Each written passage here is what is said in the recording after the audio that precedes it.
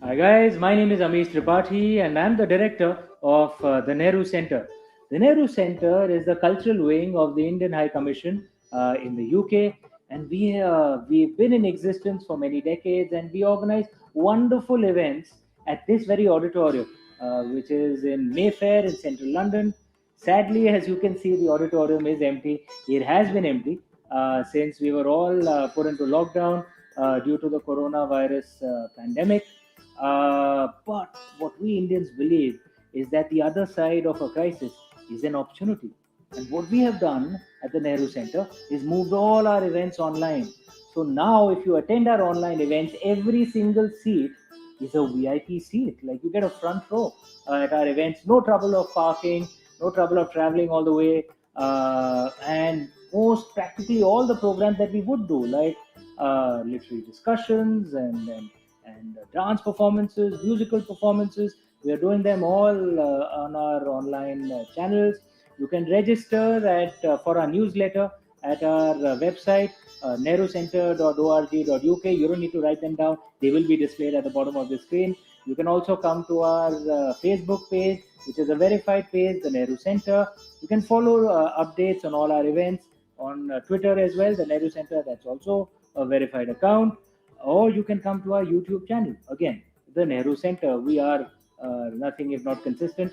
I hope you do come to our online channels and enjoy the events that we're putting up for you. Thank you so much for all your love and support. Namaste. Jai Hind.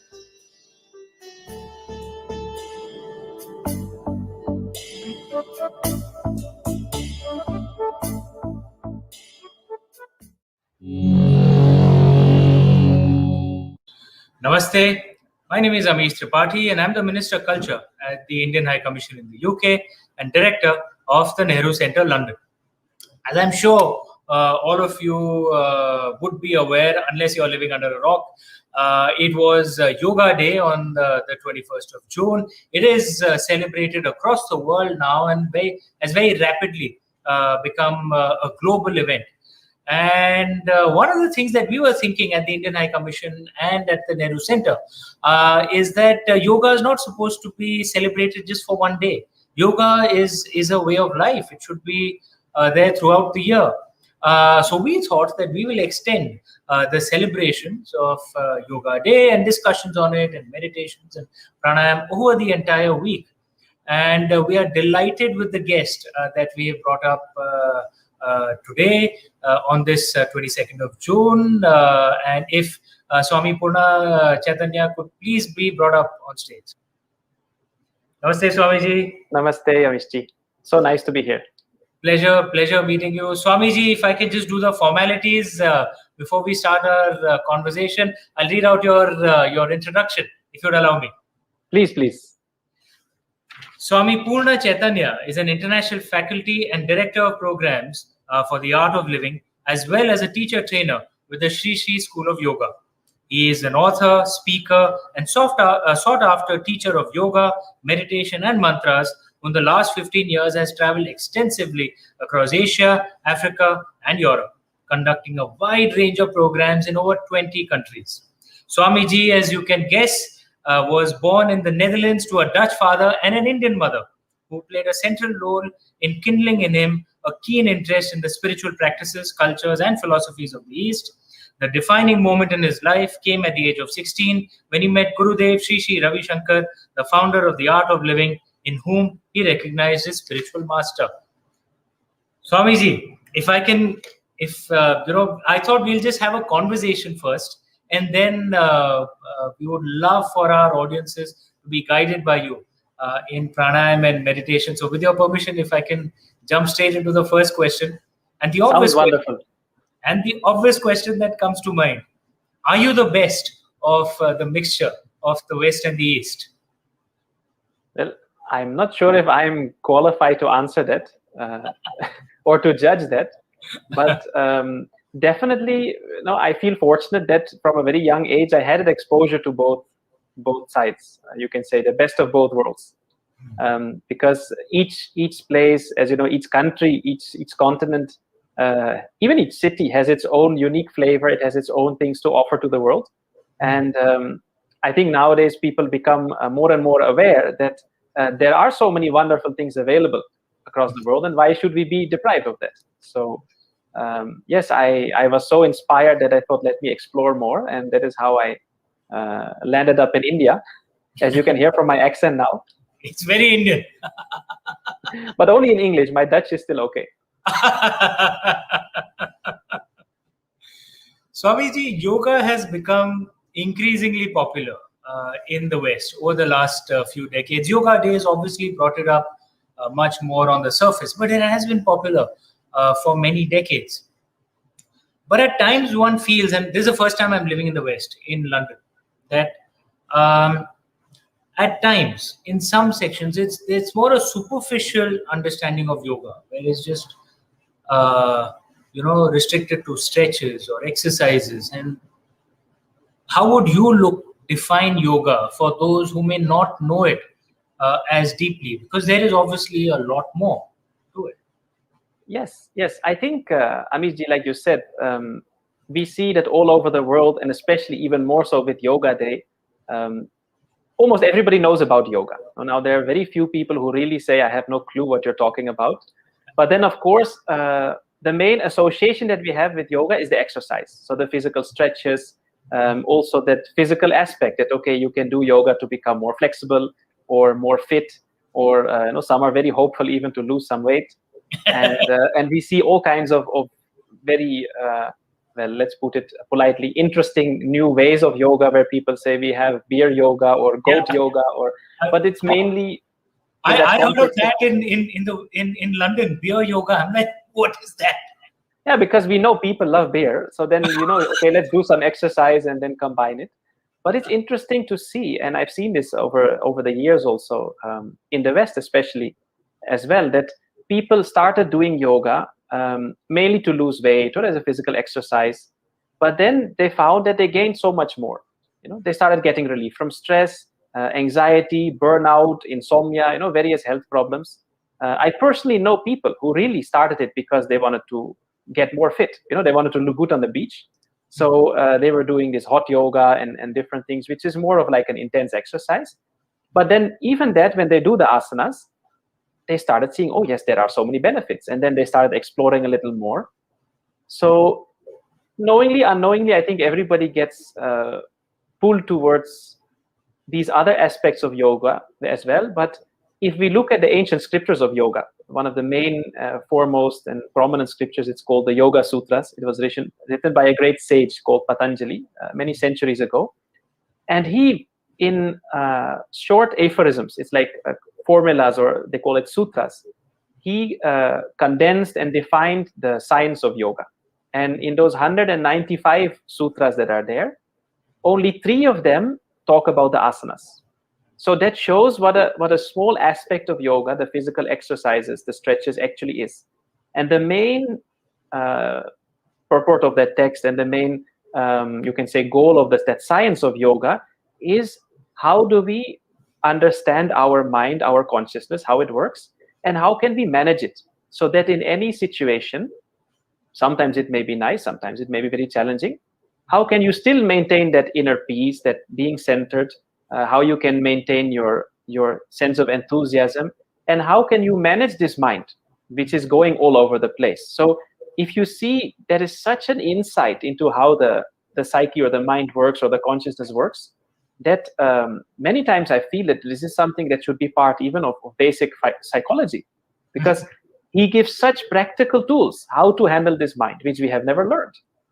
And I think now when we see that yoga has become synonymous, I think it's safe to say, all over the world, with relaxation, with happiness, with peace. I mean, you see advertisements, it could be about anything. It could be a soap or a pack of noodles, or anything, or a perfume. But if you want to show someone who is really zen, really peaceful, really happy, they show them either meditating or doing some yoga.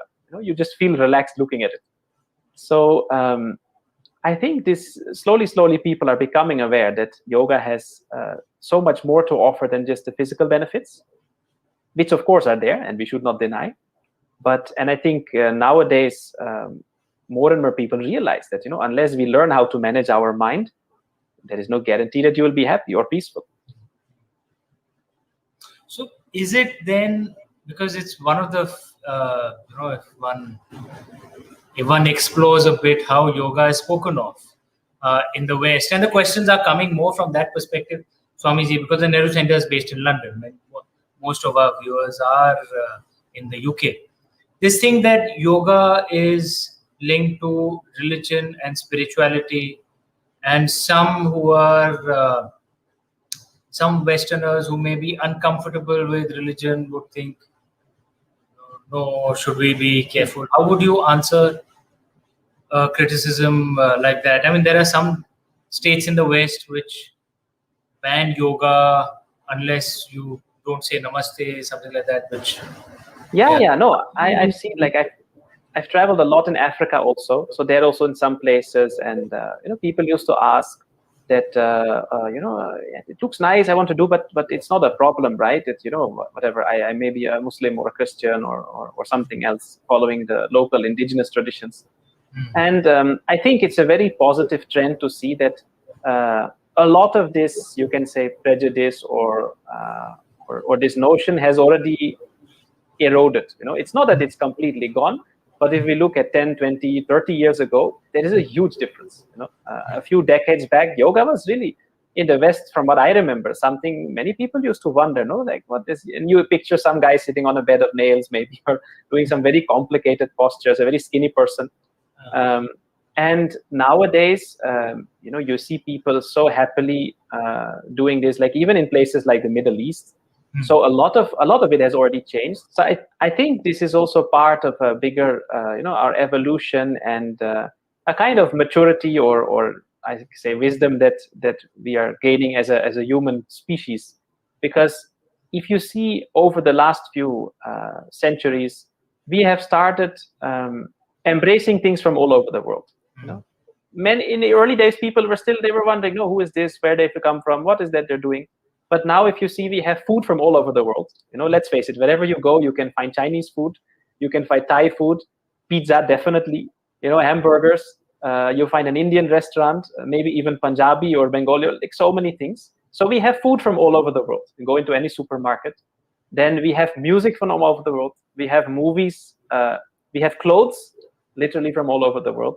So to a great extent, we have accepted things from all over the world. It is just that in recent times, still people were a little reluctant sometimes when it comes to wisdom, where they say, maybe this is from the East or the West or from somewhere else.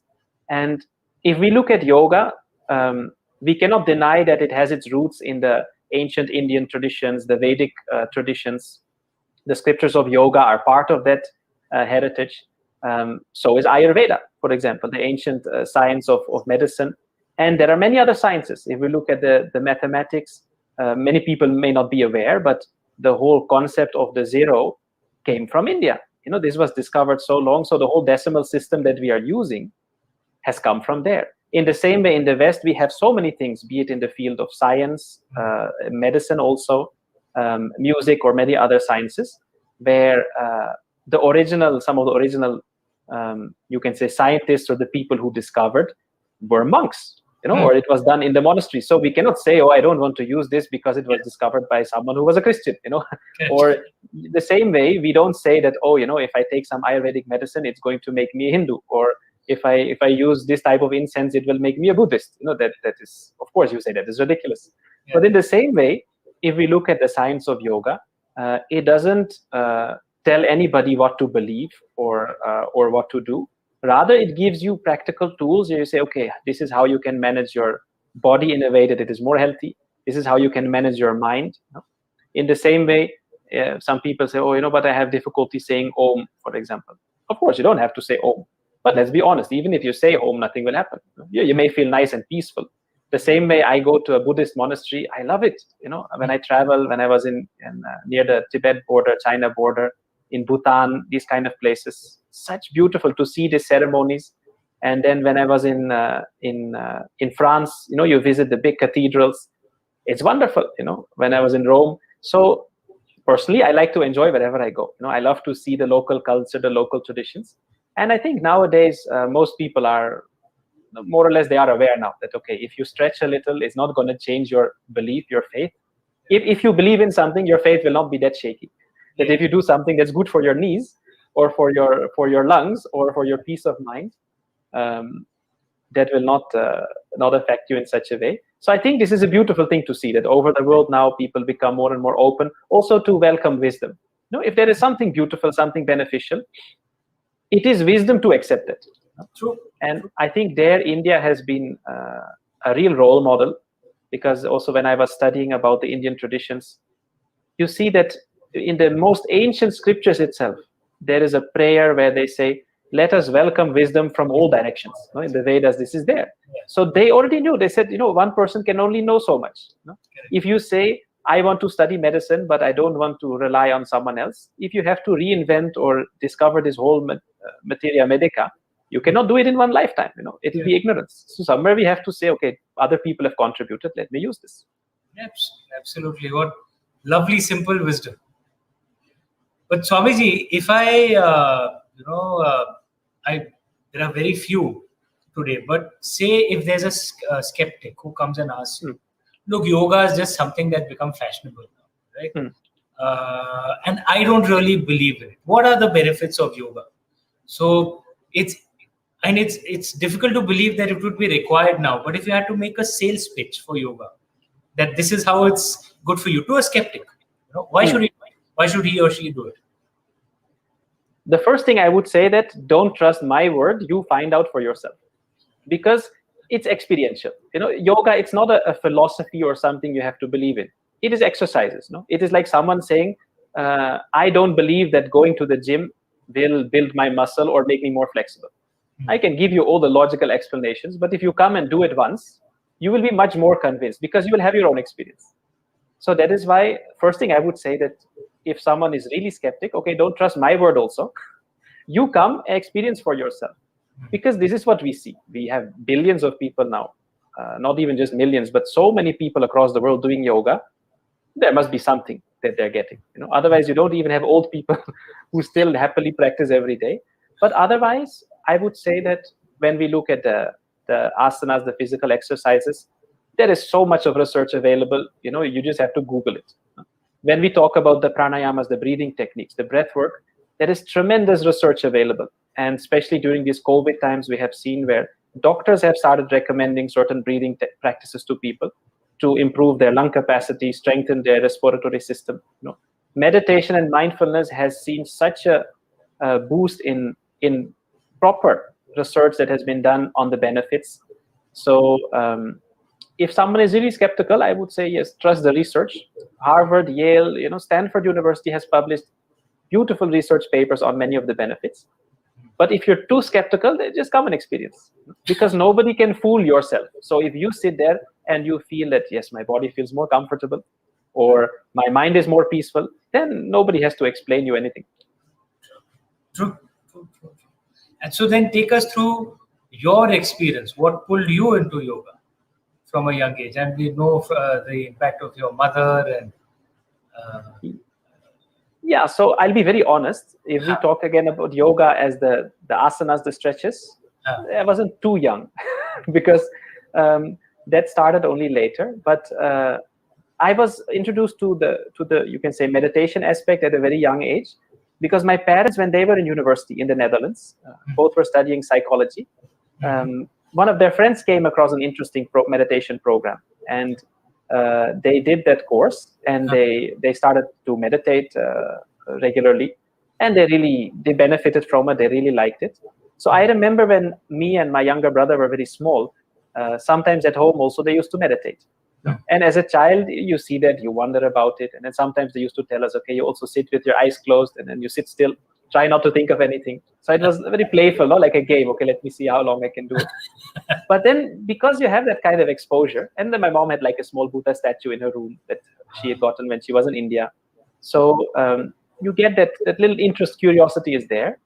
And then growing up, that increased. Like I was drawn towards the Eastern traditions. So I started doing different martial arts, judo, taekwondo, aikido, wushu, like kung fu, and something called ninpu bujutsu. It's like a ninja martial art. And it really appealed to me, but more than the fighting part, you can say, it was that aspect of the discipline, that spirituality, that little bit of meditation, because that idea of learning how to master your mind, for me was something where I thought, oh, this is something I would love to learn. And then you read a few books, you know how it goes. Now, of course, we have YouTube. Those days, it was more videos, DVDs, books. I would browse through it, flick through it, read some things about Zen, about Hinduism, about Buddhism. But then books are still books. It's not the same. So I was looking for something authentic. That okay, this sounds nice. There was a master that lived once long ago, but it's not the same. And then what happened is when I was 16, I had a chance to, as you read out in my introduction, to meet Gurudev Sri Sri Ravi Shankar, who is the founder of the Art of Living. And that happened because there was a big public program in Amsterdam. There is a hall, it's called the Beurs of Berlage. It's a famous hall. And he was going to give a public discourse on spirituality and human values. And my mother came to know about that. And she told me and my brother, and she said, no, a spiritual master is coming from India, and there is this program. Would you like to come along? And I thought, wow, I've never met a spiritual master. So let's go and check it out. And for me, that was in that way, you can say a turning point or an accelerator, where I found, okay, now I have found someone who is alive and who really knows these things, like a real master. So he spoke about things that really struck a chord, simple language, but very profound truths. And then just about life also, how you relate to the world around you. And he conducted a guided meditation. And for me, that was a very beautiful experience because it felt like 2-3 minutes, but 25 minutes was gone like that. So then I knew, okay, I have found something authentic. And that is when I started, you can say, learning some of these practices, like the asanas, the pranayamas, the breathing techniques, because I started doing few of the programs that the Art of Living offers in the Netherlands. And and I became more and more enthusiastic because I started experimenting with it. I was studying that time, and in university also. I saw the benefits. So then I thought, okay, I would like to learn more. I became a trainer for these programs. And at some point, I became so enthusiastic that I landed up in India to deepen my studies even more. And then, from there, it all went the same direction. Was that your first trip to India, or had you been to India before? I had been to India 2 times before, 2-3 times. One when I was 6, when I was very young, with my mother to visit my grandfather. And then after high school, I took a gap year. So I went there, I explored, traveled around for a few months. But it's an amazing country. So I thought if I really want to go deeper into this knowledge, better to go to the source. There are, often big changes in life help people discover new things. There's been a trend one has seen for the last 1 year, especially with the pain of the pandemic all over the world, that many more have got into meditation, into pranayama, breathing techniques, yoga. How do you think the connection plays out? Is it something that just a crisis is pushing people in there, or can it actually help them in the long run? I think apart from the fact that, of course, it's terrible what we have seen, and we are all praying that this whole situation really turns and stays for the better soon. But at the same time, I think for people across the world, it has really been a forced moment of reflection, where, including myself, I know, we were so busy. You keep running around. There's so many things to do, and suddenly you find yourself locked in a room or in a house, and you really can't go anywhere. With a lot of time to think that, okay, where was I running? Where am I going? What do I want? And also, I think for many people, it was a situation where you come face to face with reality, in the sense that you realize that the world around us can change anytime. We forget that. We tend to forget that. So all those things that we rely on for our sense of stability, our sense of security, our sense of support, they start shaking. Like we saw that people who had a job, they worked for a company for maybe 30 years, were suddenly let go, and they could have never imagined, neither did the company. But the situation was such that they didn't have a choice. The same way we see people who had a flourishing business of their own that maybe had to downsize or shut down even. People who really rely on their social life, they have their set of friends, and that is their whole joy and their passion and their good times, suddenly are not allowed to meet their friends. People who are so confident of their health and their future may have started doubting that, oh no, what if I get this virus, or will I still be there, or if not themselves, maybe their near and dear ones. So all those things that knowingly, unknowingly, we rely on. Okay, your balance, your bank balance, you have enough money in the bank. Suddenly the economy may go for a toss, what we've seen in some places. So it shakes you, because suddenly you were relying on that, and that is no longer certain, or it's no longer there. And then you start realizing, oh, but then how can I get back my peace, my sense of security, or my sense of stability? And this is where I think many more people, it's not that some didn't realize it, but many more have realized that we have never learned this. We have never really learned how our mind works, how to manage our mind, our emotions. And I think that is one of the reasons that now so many people are turning to yoga and to meditation, because they see that, our normal education has not prepared us for this. A great aspect of our modern, you can say, medical system also cannot fully cater to this. Like they can give you some tablets, okay, you sleep better, or some antidepressants, but it's not a solution. It's like patchwork. Yeah. So then, and people see that, oh yes, there are other people, they're doing this, they're benefiting, or maybe they know someone who meditates and does yoga and they look less stressed than the rest. So that is one thing. And I think also the physical aspect, when we look at the breathing techniques, the asanas, where many people are realizing that maybe our current lifestyle and our habits, whether it's our food habits or other habits, are not ideal for good health. We were okay till now, but suddenly you become aware, oh, I need to really keep my immunity high. Then you see that our medical system also cannot fully cater to everything. They don't have a solution for everything. Now we have a vaccine. It will give you a lot of protection, but it's not 100%. Yeah. In the same way, you can take all your medication, there is still a chance you get this virus or you get something else. So people started seeing, okay, this is not complete. Is there something else I can do? And then they realized, oh, if we look at Ayurveda, for example, it is such a holistic approach to health, where it also looks at your lifestyle. It looks at you as an individual also, because everybody is unique. So what is good for one person may not be best for another. So how can I make sure that I am most healthy? And then the breathing techniques, of course, are excellent, even just to strengthen your respiratory system, when you're recovering from COVID, for example, to improve your lung capacity again, to strengthen your system, to bring it back to normal.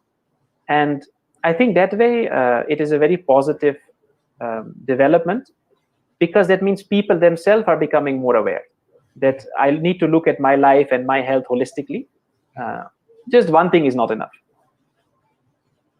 So, one of the things that strikes me, Swamiji, in the beautiful way you put it, that much of our present education system, our medicine system, everything is outward focused.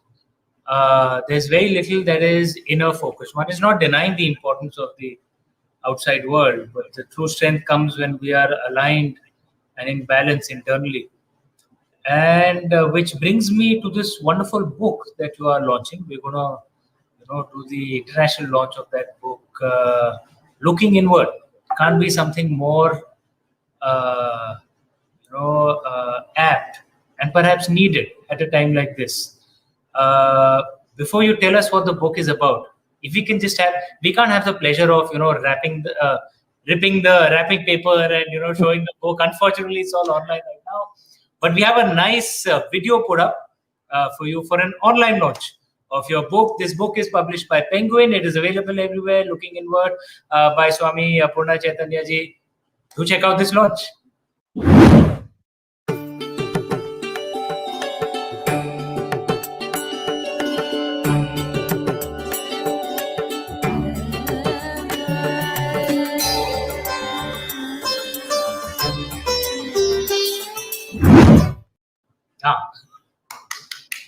Wow, so nice, so lovely. Very nice. Tell us about the book, Swamiji. So while I was in the lockdown, I was in South Africa, actually. I was traveling in West Africa first, in Ghana. Then I had to come down to South Africa, and I spent most of my pandemic there. And during this time, this idea came up. Penguin approached me saying that we have this idea for a book, and it could help so many people. Of course, that time it was still just starting. We didn't know it will get this bad in the world. But for me, it was a wonderful opportunity to sit and think, okay, I have learned so many things over the years, from my master, Gurudev Sri Sri Ravi Shankar. And during the lockdown also, he was conducting these guided meditations, and millions of people joined live, and they really benefited. So I thought, okay, how would it be for a person who wants to, they're sitting at home and they want to start exploring, okay, how can we manage our mind? How can you deal with your anxiety and stress? What is the root cause? How to manage this mind and how to regain your inner peace? And where meditation can come in and bring that added value as a practical tool. So in the book, I have explained this. I have given some nice exercises also for people they can do at home. And it is a wonderful package. It has some very beautiful, enlightening stories as well.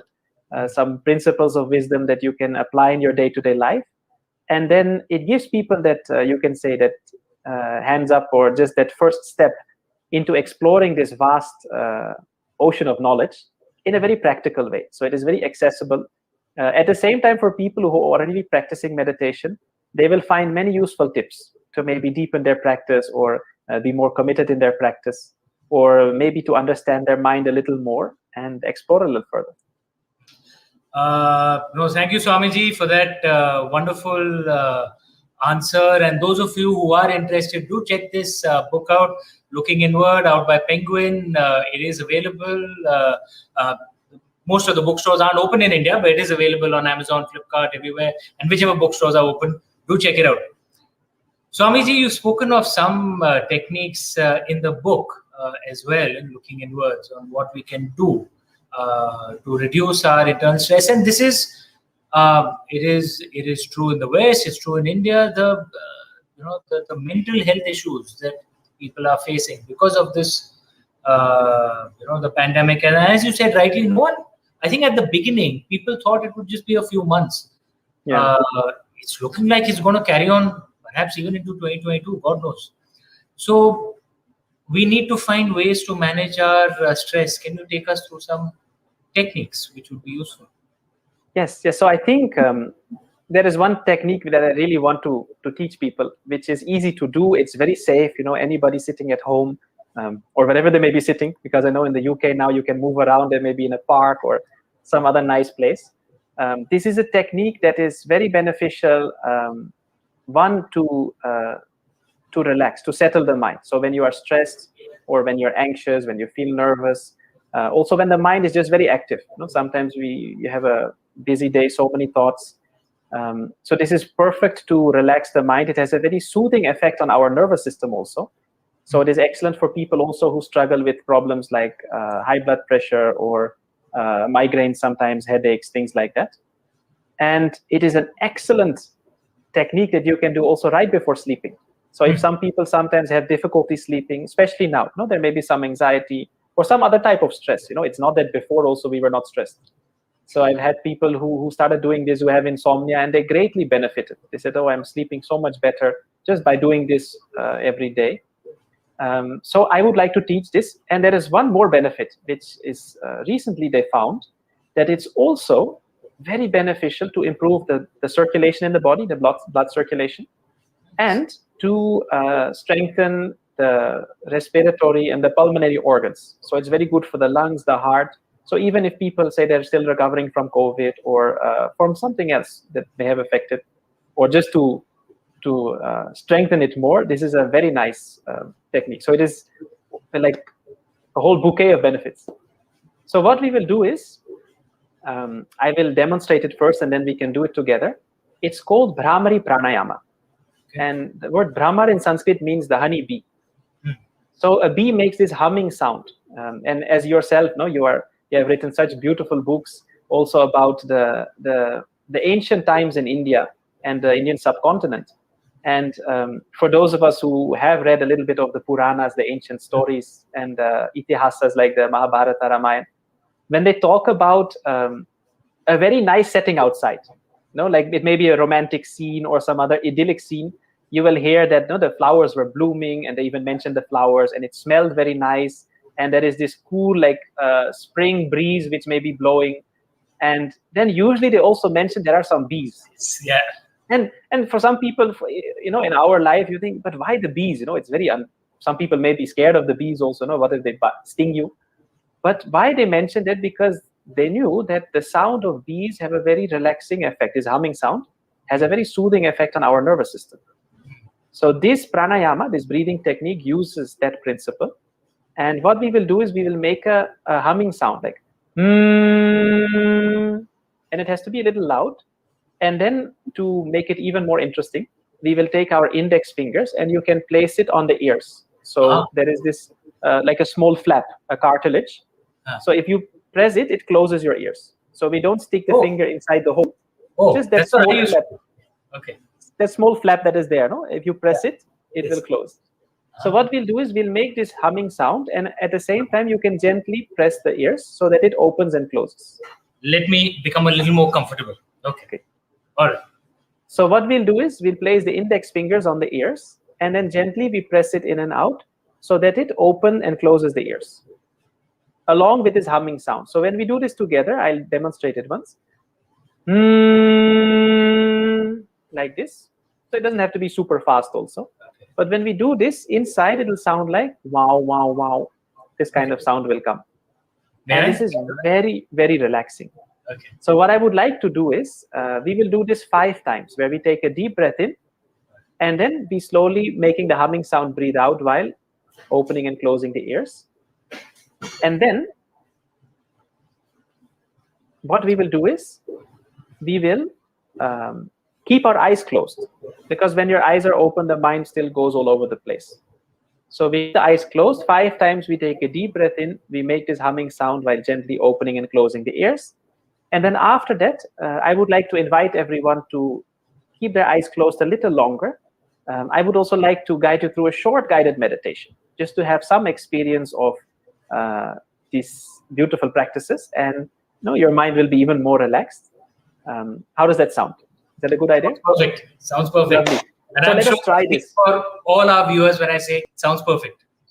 Lovely. And this is something that all of you can do anytime. So later also, after you have learned this, if sometimes, like I said, right before sleeping, when you lie in your bed, you're about to switch off the light, or after switching off the light, you can do this a few times, even lying down. That's perfectly fine. And then you will see that the quality of your sleep will also start improving. Yeah? Of course, if there's someone lying next to you, please give them prior notice. No, it's not like, okay, good night, honey, and the light goes off. And then just when they're about to doze off, you go, that would be maybe a bit of a disaster.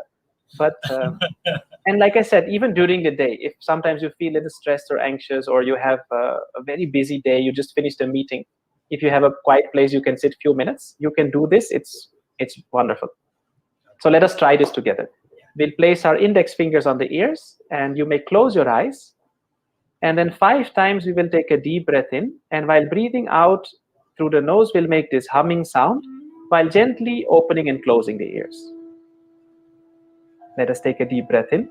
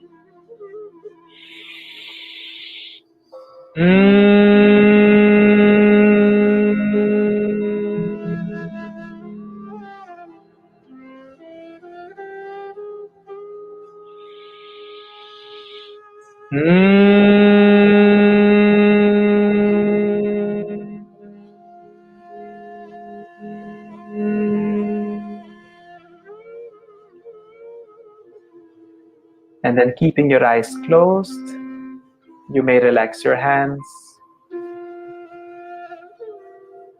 Maybe keep them on your knees or in your lap with the palms facing up. And for a moment, just observe the sensations in the body. Feel the vibrations in the body, in the head, even in the mind.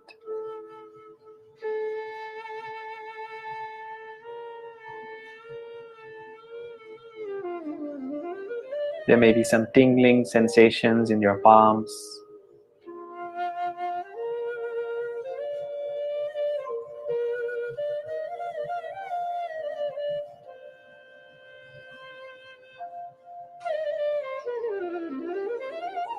Take a deep breath in and breathe out.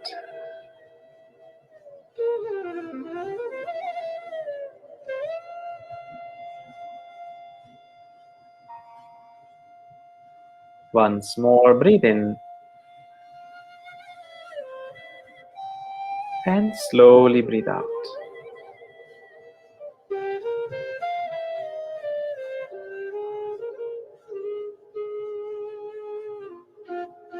The incoming breath energizes the body,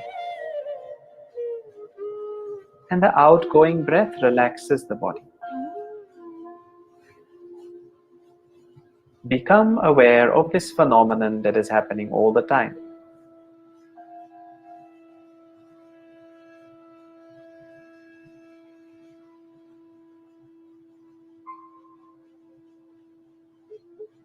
Breathe in and breathing out, relax your neck and your shoulders.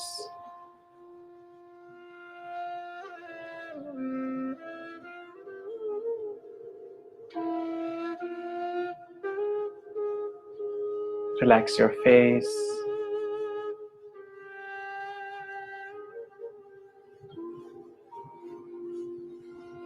Relax your hands.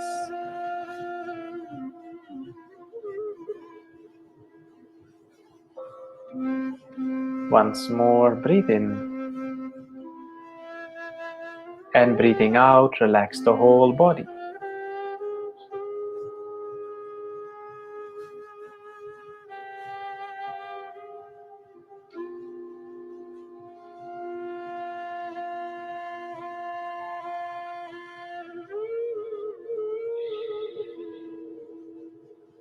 Now for the next few moments, keep your body totally still, like a stone or a statue.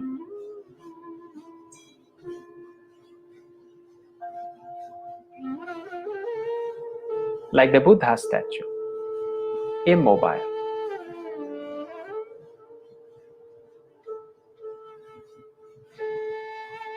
Even if you feel like moving some part of the body, resist.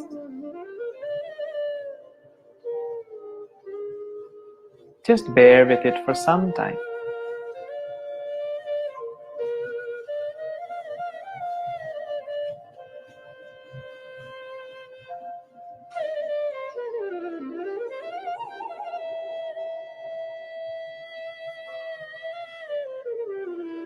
And notice how when the body is still, the mind also starts to settle down on its own.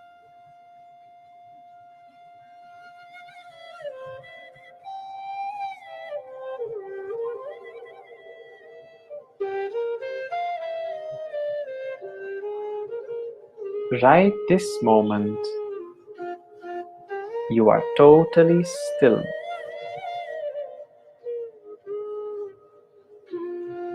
The only thing that is moving is the breath, which is moving in and out of the body on its own, effortlessly.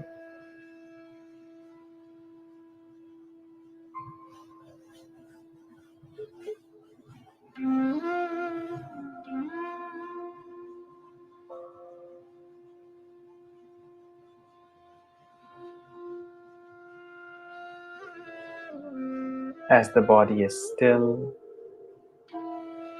and the mind settles down more and more, you may feel a gentle sense of expansion, as if your mind is becoming bigger and bigger.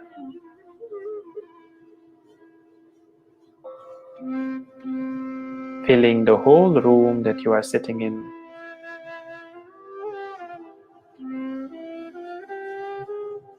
And going even beyond that.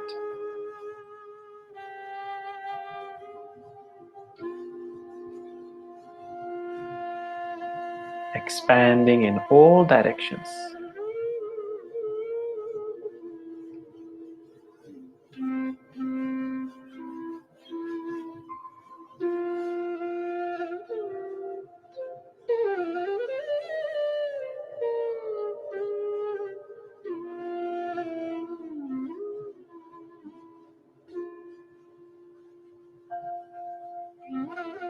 Whatever thoughts may be coming up in the mind, do not resist. Whether they are good thoughts or bad thoughts, just let them come and go on their own.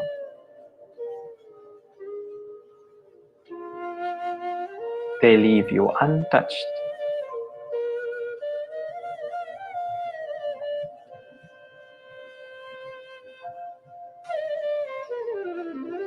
You are but a silent witness.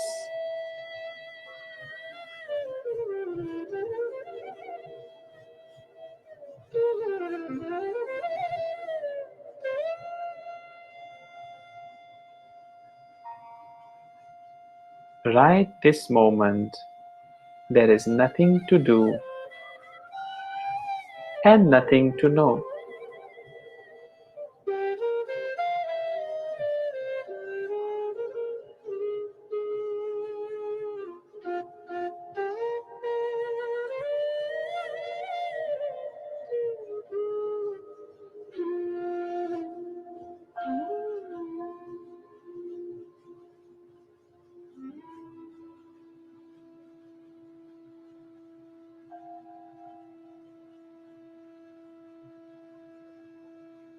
Once more, breathe in.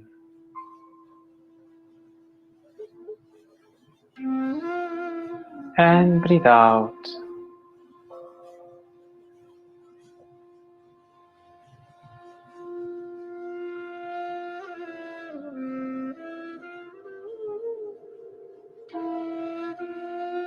Let go of all effort and relax.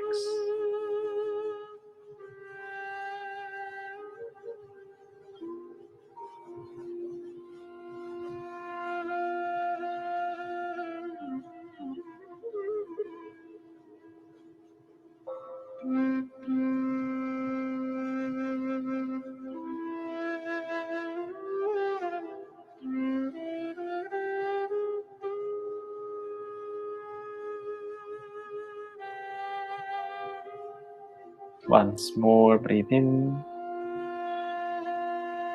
and breathe out. And slowly, you may move your fingers a little.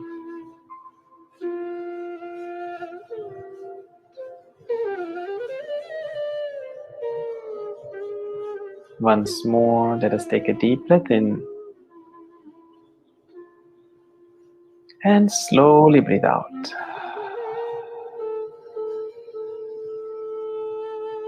And then becoming aware of your body and the surroundings, very slowly, taking your own time. Whenever you feel complete, you may open your eyes again.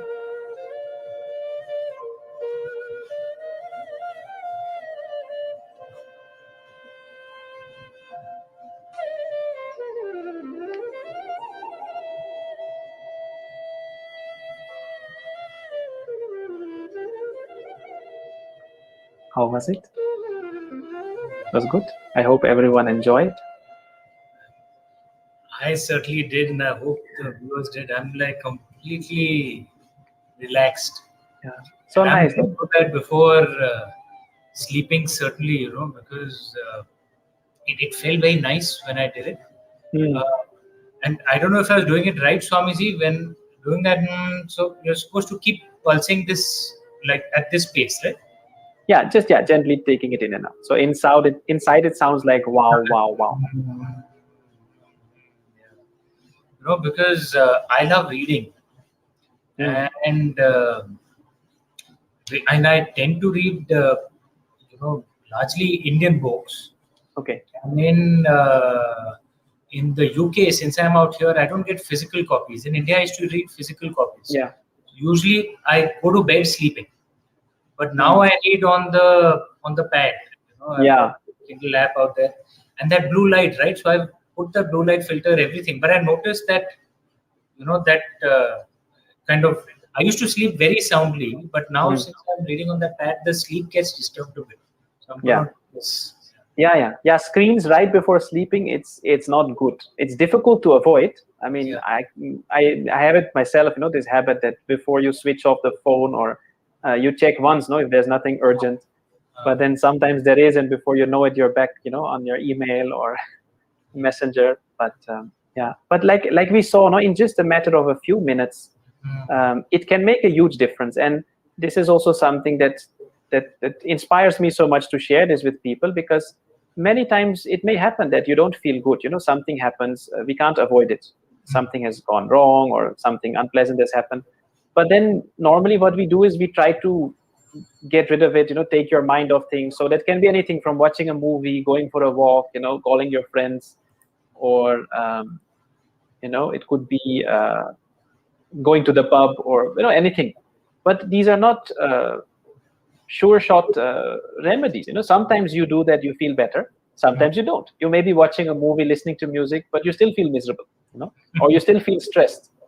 You go for a walk, but you still don't feel much lighter. So it's like it's gambling. If you're lucky, you will feel better. If not, but then we don't have any other options. So here you have something that is a shortcut, where you say, okay, you can directly deal with the mind. You can feel more calm, more peaceful, and it doesn't take a lot of time. It's not that you have to meditate for 4 hours every day, or but very valuable tools. And I think that's why this whole initiative of celebrating the International Day of Yoga by our honorable Prime Minister, and all the people, of course, that have been there with him, and now like this initiative that we have organized through the Nehru Center, it's just one more way, opportunity for people to get a glimpse, get an experience, start exploring. And this is very much needed, I feel, especially in today's world. True. And Swamiji, if I may add a few more things, what a wonderful session it was. To all of you, our viewers, Art of Living is, as I'm sure many of you are aware, they do have offices and centers in the UK as well. Do check them out. In this time of this pandemic, pranayama essentially strengthens your respiratory system. Meditation, yoga strengthens your, as Swamiji said so rightly, boosts your immunity, strengthens your circulatory system. So do check out the courses of Art of Living, the yoga, pranayama that they offer. Swamiji himself drives most of them. And do check out this wonderful new book by Swamiji, Looking Inward. It's been published by Penguin. It is available everywhere now on Amazon, Flipkart, and whichever bookstores are open, you'll find it there as well.